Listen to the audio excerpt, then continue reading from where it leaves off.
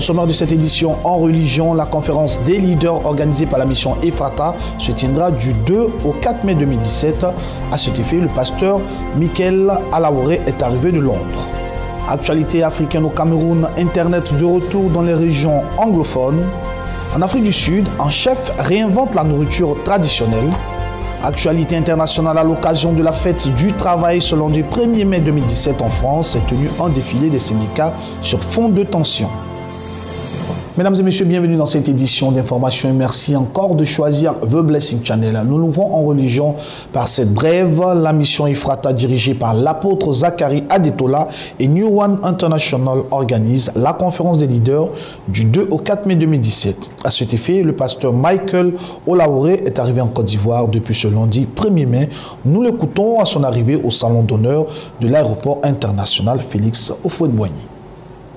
You know, I'm very excited about coming to Ivory Coast in this season. It brought back a lot of memories because je suis très excité d'être venu à Abidjan dans cette saison. Ça me rappelle beaucoup de mémoires par rapport à la nation. Because I grew up in Ivory Coast. Parce que j'ai grandi en Côte d'Ivoire. You know, this particular trip reminded me of something in the Bible. Et ce voyage me rappelle quelque chose dans la Bible.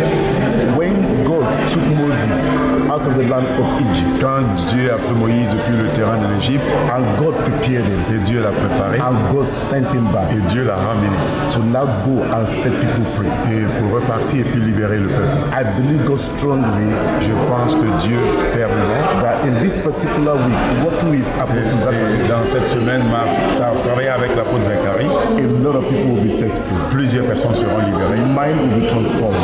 Les mentalités seront transformées. People will experience breakthrough. Et les gens vont expérimenter la percée. Churches will arise. Et les églises vont se lever. And they will shine.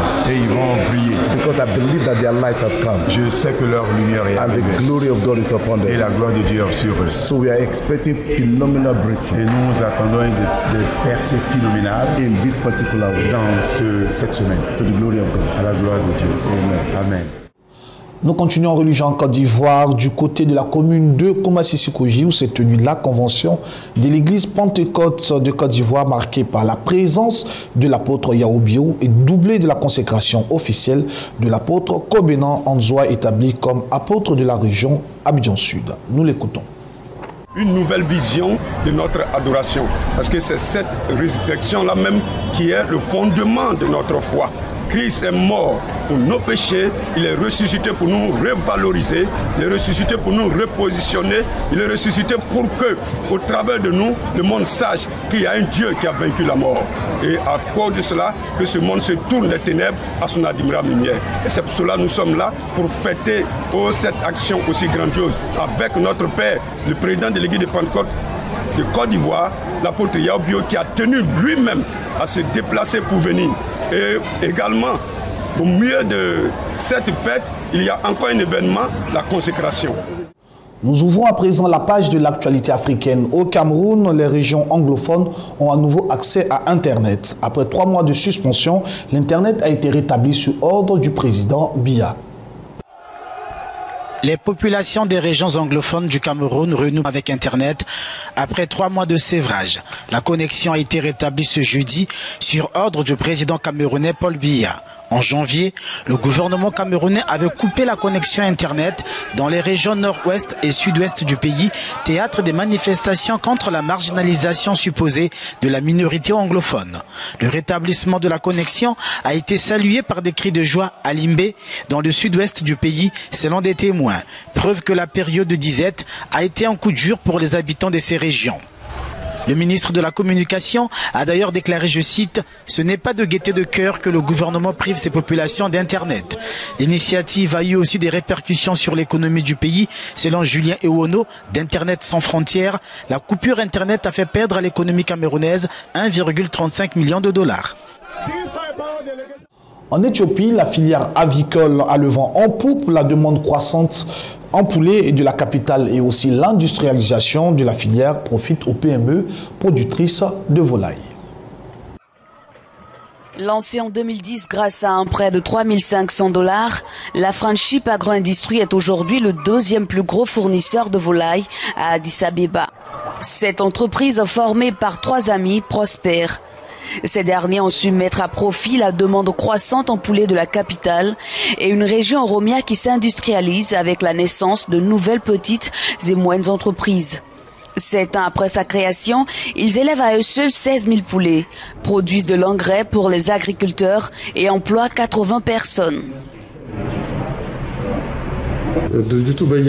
La société enregistre une croissance remarquable chaque année.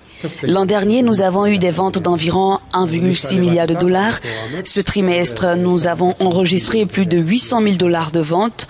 Nous nous attendons à plus de 1,7 million de dollars en vente à la fin de l'année. Devant la croissance de leur chiffre d'affaires, ces entrepreneurs se disent soucieux des règles de base de l'élevage, ce qui leur offre un gros marché dans la capitale. Je suis venu ici pour acheter 255 poulets et 2400 œufs. La principale raison pour laquelle j'achète des produits de cette entreprise, c'est seulement parce que les poulets sont en bonne santé et la bonne qualité des œufs.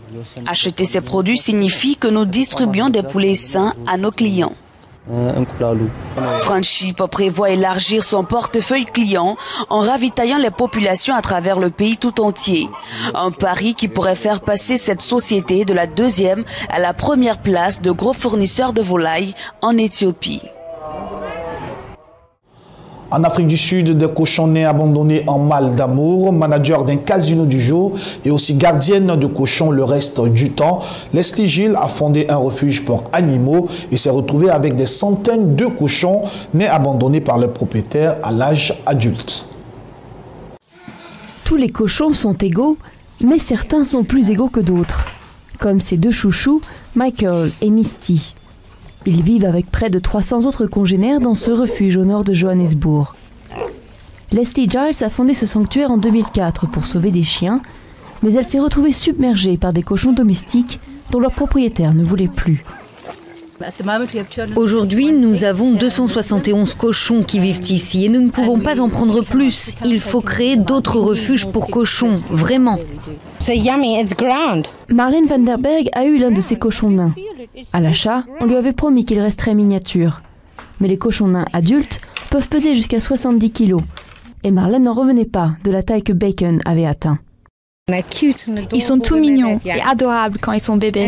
Et puis ils grandissent. C'est comme tout, ça grandit. Et les gens les abandonnent. En semaine, Leslie est manager d'un casino. L'essentiel de son salaire passe en frais pour nourrir et abriter les cochons réfugiés. Mais malgré tous ses efforts, elle en est persuadée, certains gorets dépriment. J'ai vu des cochons rester contre un mur sans bouger, refuser de se nourrir et se laisser mourir de faim, littéralement, parce que leur famille leur manque. Pour eux, leur famille, c'est leur troupeau. Ils ne comprennent pas pourquoi ils sont abandonnés. Oui, il y a plein d'autres animaux ici, mais ils avaient une famille et cette famille les a abandonnés.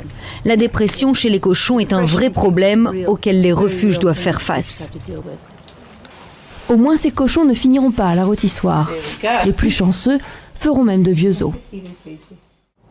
Toujours en Afrique du Sud, dans l'un des plus grands bidonvilles de ce pays, la restauratrice de Kaeletisha est en mission. Changer le régime du canton en recréant des plats sud-africains traditionnels avec une touche pour les résidents locaux et les touristes en visite dans ce pays.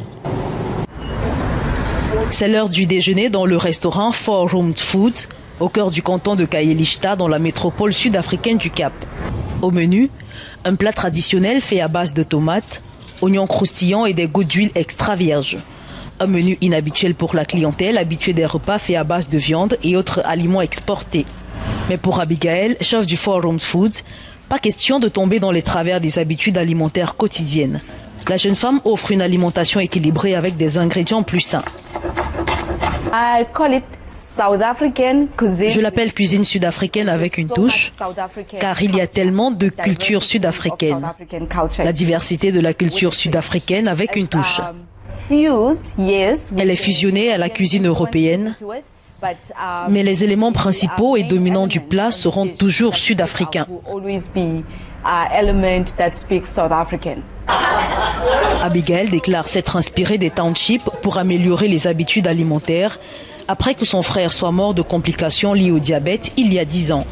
Sa philosophie est simple, s'éloigner d'un style de vie axé sur la viande et revenir à la cuisine traditionnelle comme ce pain à la vapeur, coupé sur le dessus et rempli d'une sauce de beurre au poulet, très appréciée de la clientèle.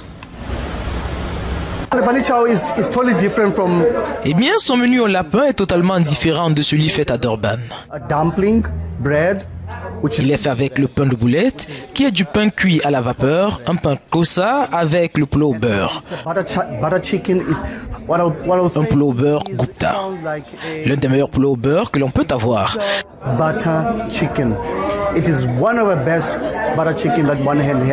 Donc je l'ai trouvé très délicieux, ce n'est pas trop épicé, c'est quelque chose en complément.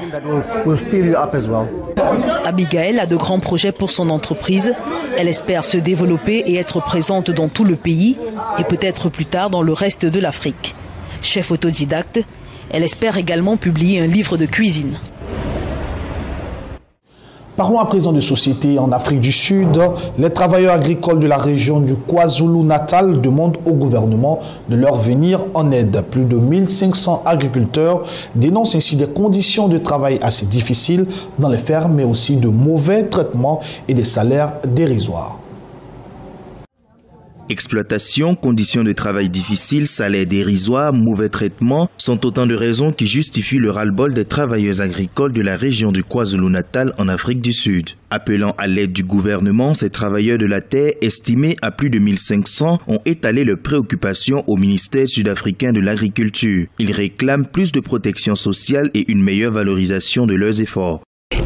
Nous travaillons dans des conditions très difficiles parce qu'il n'y a pas de contrôle et nous sommes constamment obligés de nous surpasser. Souvent, nous ne sommes pas payés si nous ne finissons pas à temps. Nous travaillons tous les jours. Il n'y a pas de jour de repos. Nous travaillons dur, du lever du jour à la tombée de la nuit, souvent. Le gouvernement sud-africain se dit préoccupé par la situation des travailleurs agricoles du KwaZulu-Natal. Il promet de leur venir en aide et de faire respecter la législation en matière de protection sociale des travailleurs. Si les employeurs continuent à ne pas se conformer aux règles, ce sera regrettable pour eux. Nous avons instruit une procédure avec la justice du travail et ils promulgueront sous peu les règles en vigueur et les clauses y afférentes dans la législation. Ils devront se conformer. Cela ne peut pas continuer. Nous faisons le nécessaire au niveau du gouvernement. Les autorités sud-africaines promettent que des inspections seront faites dans la région du KwaZulu-Natal pour vérifier l'application des règles dictées par la loi pour protéger les travailleurs agricoles. Une bonne partie de la production agricole sud-africaine provient de cette région. Perpétuité confirmée pour Hissène Habré. Le tribunal spécial africain a confirmé ce jeudi 27 avril 2017 en appel la condamnation de l'ancien président tchadien Hissène Habré à la prison à vie. Il a été reconnu coupable de crimes de guerre et de crimes contre l'humanité.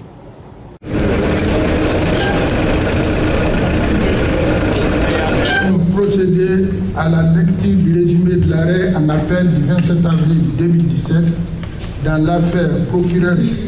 Il est conforme à la pratique judiciaire internationale de l'arrêt attaqué que les juges avaient été désignés en application.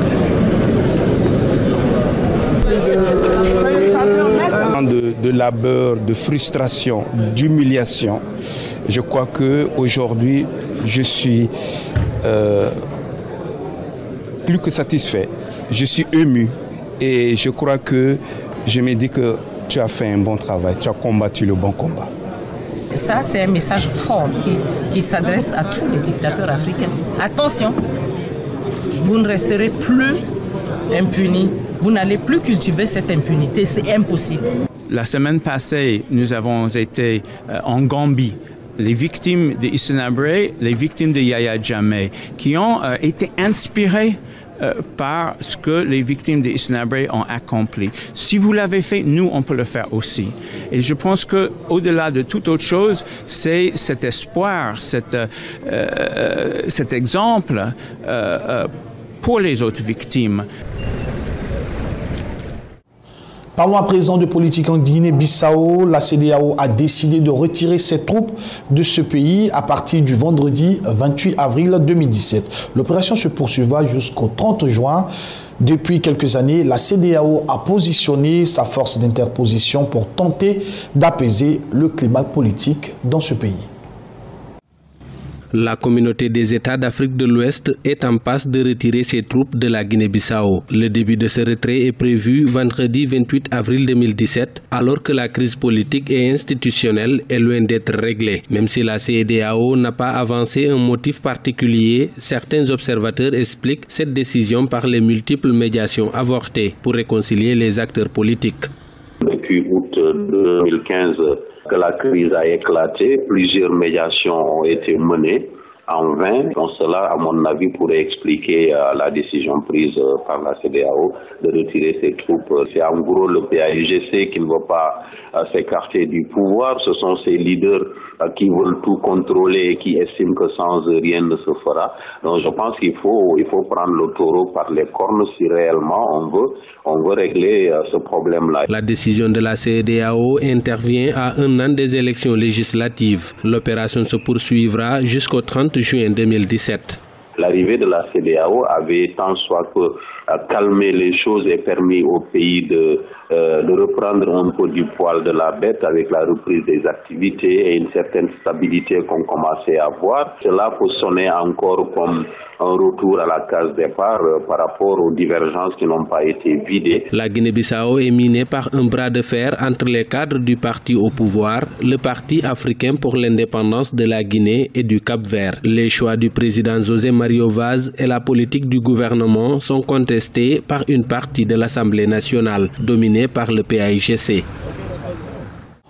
Un mot de santé à présent dans ce journal. Le 25 avril 2017 marquait la journée mondiale de la lutte contre le paludisme, une maladie infectieuse à l'origine des 429 000 décès dans le monde en 2015, notamment en Afrique subsaharienne. Malgré de nombreux progrès réalisés ces dernières années, l'Organisation mondiale de la santé considère qu'il est très urgent d'investir dans les mesures de prévention. Reportage. Un vaccin antipaludique sera testé à grande échelle pour la première fois en Afrique. L'annonce a été faite par l'Organisation mondiale de la santé ce lundi 24 avril, à la veille de la célébration de la Journée mondiale du paludisme ce mardi 25 avril. Le Kenya, le Ghana et le Malawi ont été désignés comme premiers récipients du Mosquirix, le vaccin antipaludique le plus avancé à efficacité limitée. En effet, il permet surtout de réduire de 40%, et ce pendant une période d'au moins 4 ans et demi, le nombre d'épisodes paludiques. L'OMS ambitionne de vacciner au moins 360 000 enfants au total entre 2018 et 2020. Nous sommes très heureux d'avoir atteint ce stade où nous possédons maintenant un vaccin qui empêche 4 épisodes de malaria sur 10 chez les enfants de moins de 2 ans. Nous sommes prêts à l'essayer sur le terrain afin de voir comment il peut être intégré dans les cycles de vaccination dans les pays du continent. Je pense que c'est un grand moment pour l'Afrique. Le paludisme reste l'une des maladies à plus fort taux de mortalité en Afrique. En 2015, sur 429 000 personnes décédées des suites de la maladie, 92% résidant en Afrique. Les enfants de moins de 5 ans représentaient plus des 2/3 de ces décès. Les gouvernements africains sont impatients de pouvoir utiliser cet outil supplémentaire. Les 3 pays qui ont été choisis pour ce programme pilote étaient très intéressés par l'essai de cet outil. Si vous avez la possibilité de prévenir la malaria, c'est énorme en termes de contribution à la panoplie d'outils que nous avons déjà pour lutter contre la malaria en général. Donc les pays sont vraiment impatients. Ce projet pilote a notamment pour objectif d'évaluer l'efficacité du vaccin dans le contexte d'un usage routinier. Il permettrait également de mettre en exergue les éventuels obstacles logistiques comme la sensibilisation des parents à un nouveau cycle de vaccination qui ne correspond pas au cycle traditionnel de vaccination des enfants. Parlons à présent de politique au Burkina Faso. Report du procès de Blaise Compaoré, aussitôt ouvert ce jeudi 27 avril 2017 dans la capitale burkinabé. Le procès de l'insurrection de 2014 a été renvoyé au 4 mai 2017 à la demande du bureau. Également poursuivi dans ce dossier, ni le président Blaise Compaoré ni son conseil d'avocats étaient présents dans la salle d'audience. Cité à comparaître devant la Haute Cour de justice ce jeudi 27 avril 2017, 26 des 34 membres du dernier gouvernement de Blaise Compaoré ont répondu présent à l'appel du juge. Il leur est reproché, selon le parquet, d'avoir pris part au Conseil des ministres du 29 octobre qui a fait appel à l'armée pour réprimer les manifestations de rue des 29, 30 et 31 octobre 2014, manifestations qui ont fait suite à la volonté de l'ancien président Blaise Compaoré de modifier la Constitution pour briguer un 5e mandat. Ce procès s'ouvre dans un climat politique déjà tendu, mais qui n'entache en rien la sérénité des partisans de l'ancien régime. C'est un procès historique et nous pensons que c'est vraiment le moment pour notre justice de montrer qu'elle est une justice équitable. Auparavant, tant attendu, le procès a été tout de même renvoyé à la date du 4 mai 2017. Tout en accédant à cette demande du barreau, le président de la Haute Cour a néanmoins insisté sur les attentes de ce procès. Rappelons que dans ce dossier, 2 membres du dernier gouvernement de Blaise Compaoré ont bénéficié d'un non-lieu, et ce pour n'avoir pas pris part à ce Conseil des ministres. Il s'agit du colonel Yacouba Ouedraogo, ancien ministre des Sports et Loisirs, et de Clotilde Ki, alors ministre délégué du Budget. Je devrais être animé d'espoir aujourd'hui. Espoir de voir la justice rayonner. Espoir de voir la justice faire son travail. Notre souhait, c'est réellement la manifestation de la vérité. Que le droit soit dit et qu'on permette à notre pays d'être en phase avec ses aspirations et qu'enfin le peuple ait confiance une fois de plus à la justice. Absent au procès, le président Blaise Compaoré, en exil en Côte d'Ivoire, Lucien Marie-Noël Bembamba, Salif Lamoussa Kaboré, Koumba Bolibari, Assimi Kwanda, Salif Ouedraogo et Jérémy Tenga Ouedraogo seront eux jugés par contumace. À l'instar de leurs ex-collègues, ils sont poursuivis pour complicité d'homicide volontaire et coups et blessures volontaires. L'actualité internationale est particulièrement marquée par la fête du travail. À cette occasion, ce lundi 1er mai, un défilé s'est tenu en France par des syndicats sur fond de tension. Reportage. La traditionnelle journée des défilés syndicaux à Paris s'est déroulée de manière tendue sur fond de second tour de l'élection présidentielle et de vote anti-Le Pen. Mais loin de faire bloc, comme en 2002 contre le Front National, les syndicats ont célébré le lundi 1er mai en ordre dispersé. Un premier défilé était organisé par la CFDT qui appelle à voter Macron pour faire barrage à Marine Le Pen et le second mené entre autres par la CGT et FO, anticapitaliste et aussi anti-Le Pen.